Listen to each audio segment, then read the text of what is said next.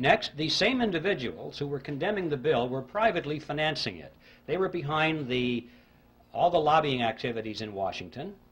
They personally paid for the creation of what was called grassroots study clubs that came up all over the country, held public meetings, and disseminated brochures extolling the virtue of the Federal Reserve Act.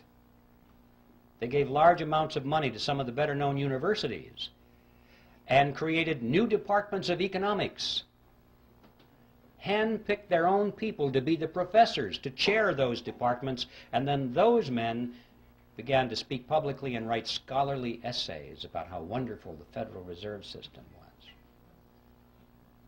And then, at the insistence of Paul Warburg, who was always the master strategist in this, they added several good provisions to the act. When I say good, I mean provisions which restricted the power of the Federal Reserve System to create money out of nothing. The kind of provisions you and I might have endorsed. And Warburg's associates said, Paul, what are you doing? We don't want those things in there. This is our bill. And his response was classic.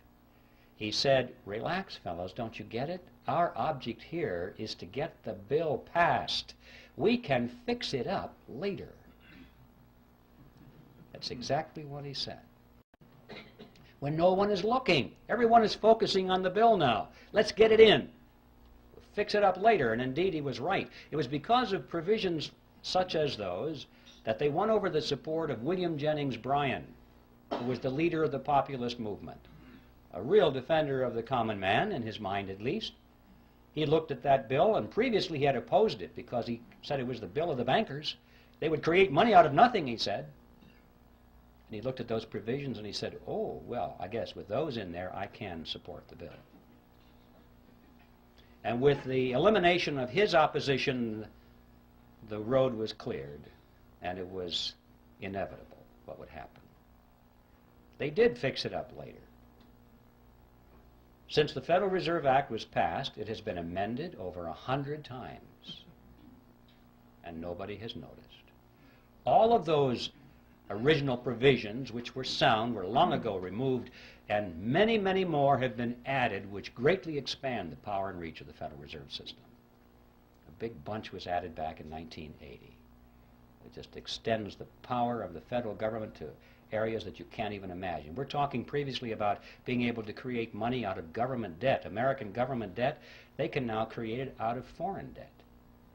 Any country in the world. Any country in the world can offer a bond, an IOU, and our Federal Reserve System is now empowered by law to convert that into American money.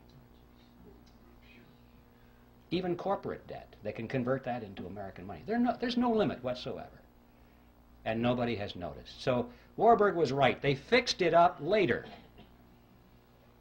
And it's no surprise, therefore, that with this kind of professional deception and strategy, that a great deal of support was gained for the bill. And on December 22nd, 1913, it was passed into law and signed into law the next day by President Wilson. And the creature from Jekyll Island finally moved into Washington, D.C. Well, what did we get? Let's stand back from the creature now a few paces and survey its general form. We got a corporation chartered by Congress, which was given an exclusive franchise to create the nation's money. We got a mechanism whereby Congress has been able to raise unlimited amounts of taxes through inflation without the American people even knowing that they're paying the tax. And we got a mechanism whereby the banks can earn perpetual interest on nothing.